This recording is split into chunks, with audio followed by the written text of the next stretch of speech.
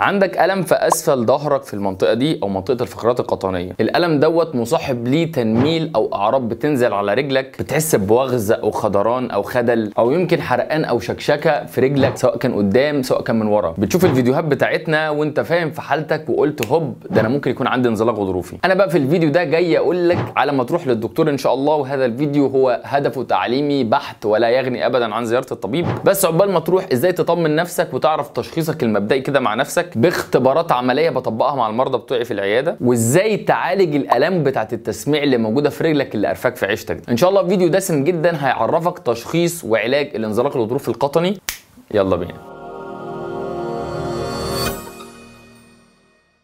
السلام عليكم ورحمه الله وبركاته، ازيكم يا ابطال؟ عاملين ايه؟ معاكم دكتور حازم طارق، دكتور علاج طبيعي. الفقرات القطنيه تحتل نصيب الاسد عندنا في العياده. اكثر المرضى موجودين عندنا في العياده هو للاسف مرضى بالمشاكل بتاعه الفقرات القطنيه، من الم اسفل الظهر عادي جدا نتيجه الشغل والحركات الغلط، وصولا لخشونه الفقرات، مرورا بالانزلاق الغضروفي القطني، وده محور الفيديو بتاعنا النهارده. مبدئيا ولازم انوه زي ما بنوه في فيديوهاتي دي دايما، هذا الفيديو هدفه تعليمي فقط ولا يغني ابدا عن زياره الدكتور، سواء كان دكتور العظام او دكتور العلاج الطبيعي. هدفي بس من الفيديو ان انت تكون فاهم في حالتك، فبالتالي فهمك في حالتك ده هيخليك مش فريكد اوت او مش قلقان او مش متوتر جامد جدا لما يحصل لك مشكله. وانا بعمل النوعيه دي من الفيديوهات بعد ما شفت كتير جدا جدا من المرضى بيشوفوا بعض الفيديوهات او المعلومات المجتزأه ويجي لي في العياده يقعد يتناقش معايا بهذه المعلومات، وهو للاسف فاهم جزء صغير جدا عن الحاله بتاعته، ففهمه القليل دوت بيخليه مذعور او خايف جدا او مش عارف العلاج هيتم ازاي بالظبط، خاصه لو جرب احد التمرينات بتاعتنا او كلها وما جابتش افضل نتيجه بالنسبه له. وده دايما لان انا باكد ان كل حاله مختلفه عن الحاله الثانيه، فالاساس ان انت تروح للدكتور بتاعك عشان يشخصك، سواء كان دكتور العظام عشان يشخصك بالمشكله نفسها او بعد كده دكتور العلاج الطبيعي عشان يبدا يعمل لك برنامج علاج طبيعي ما يخرش الميه ان شاء الله، هدفه ان انت تخف تماما اعراض التسميع والام الظهر تنتهي. مبدئيا خلينا نفهم تركيب الفقرات القطنيه عشان اذا عرف السبب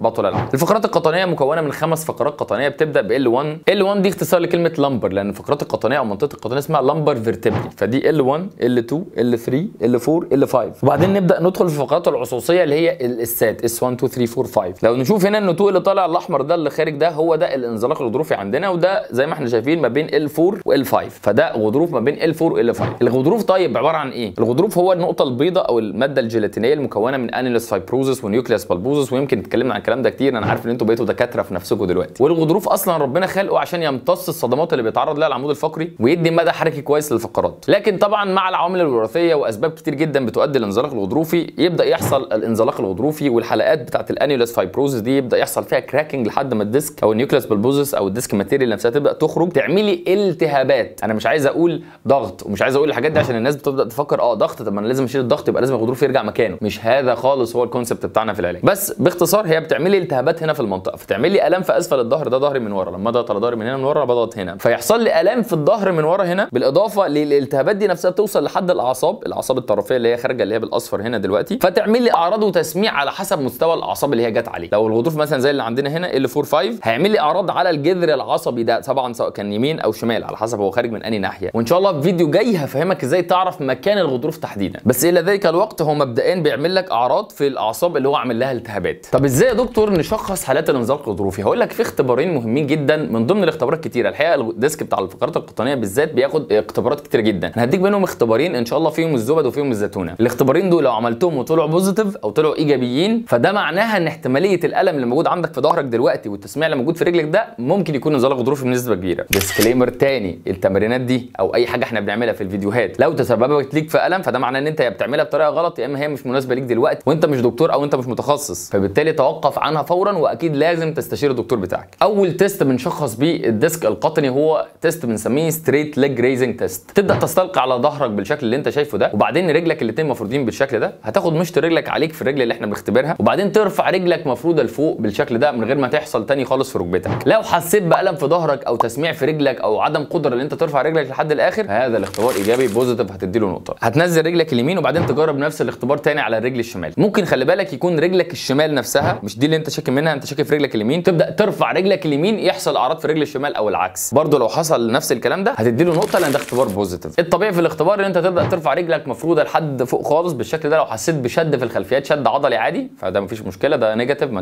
يحصلوش. تاني اختبار معانا هو اختبار سلامب تيست. السلامب تيست دوت مهم جدا ولازم نعمله بحذر بالشكل اللي انت شايفه. هتجلس على كرسي او على سرير زي اللي انت شايفه دلوقتي بالشكل اللي قدامك ده، بس اهم حاجه يكون الكرسي مريح او يكون صلب نسبيا، ما يبقاش طري ينزل ويغوص بيك، يعني كرسي الكنبه مثلا مش هينفع. وبعدين تبدا تتقوقع على نفسك بالشكل اللي انت شايفه دوت، او تعمل فليكشن في الفقرات القطنيه او تانية في الفقرات القطنيه، وبعدين تبدا تفرد رجلك قدامك وتسحب مشط رجلك عليك. لو حسيت ان في كهرباء شاده في رجلك او في شد جامد قوي قوي قوي في رجلك من ورا او في الم في الظهر، فهذا الاختبار ايجابي او بوزيتيف، هتدي له نقطه. لو حسيت بس بشد عضلي في العضلات الخلفيه وانت عارف تفرق ما بين الم الشد العضلي والالم العادي، وده الم شد عضلي وانت متاكد، فده اختبار نيجاتيف عادي جدا، ده بيحصل عندك الخلفيات بس شده شويه ومش هنحسبه ساعتها. لو حصلت على نقطتين بوزيتيف، يعني السلامب تيست طلع بوزيتيف والستريت ليج ريزنج تيست طلع بوزيتيف، فانت في الغالب عندك انزلاق غضروفي بدرجاته بقى، ممكن يبقى حاجه صغيره جدا وممكن يبقى حاجه اكبر كتير. فانت كده اطمنت ان شاء الله على ما تروح للدكتور. ممكن الدكتور بعد كل ده برضه يطلب منك MRI، وانا ان شاء الله بجهز لكم في فيديو ازاي تعرف ليفل او مستوى الديسك بتاعك فين بالظبط بدون الحاجه الى MRI اصلا، عشان انا عارف ان الMRI او الرنين غالي، ودي بتبقى معضله عندي في العياده الحقيقه. ساعات بيجي لي مرضى انا عارف ان هم مش مقتدرين ان هم يعملوا الMRI او اشعه الرنين، فببدا اشخصهم بمستوى الغضروف بالمعلومات طبعا اللي عندي بدون الحاجه الرنين تماما، وان شاء الله هكشف لكم المعلومات دي كلها باذن الله في فيديو جاي. طبعا قبل ما اقول لك على طريقه العلاج لازم تبقى عارف ان هذه معلومات بسيطه ولا تغني ابدا زي ما قلت عن زياره الدكتور. يعني احنا كل اللي احنا بنقوله ده في الاخر بيجي لنا المرضى برضه ليه؟ لان كل حاله زي ما قلنا مختلفه عن الثانيه. فلو انت حابب تنورنا في مركز ماسل كلينيك، انا هديك مفاجاه دلوقتي. اول 5 ان شاء الله تواصلوا معانا بعد الفيديو ده هيحصلوا على خصم 50% تماما من كشف العلاج الطبيعي عندنا، عشان نبدا نحدد لهم المعلومات دي بقى بشكل طبيعي ويبداوا ان شاء الله رحله العلاج بتاعتهم بامان. ولو انت من بره مصر لا تقلق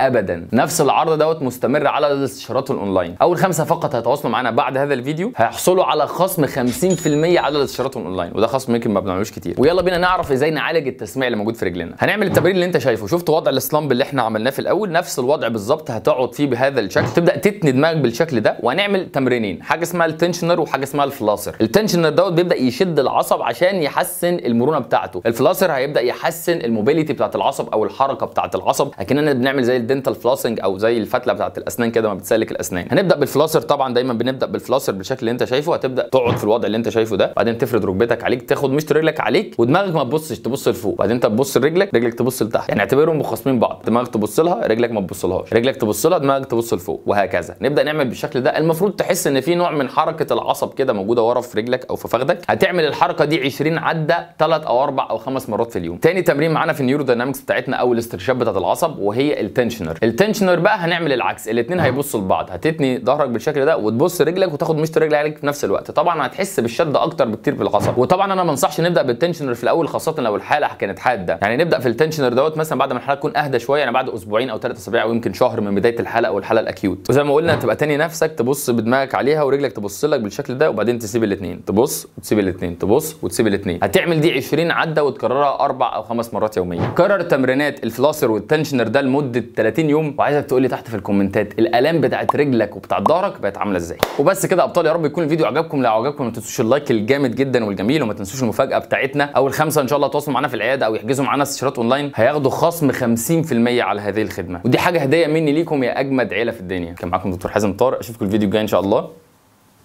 السلام عليكم.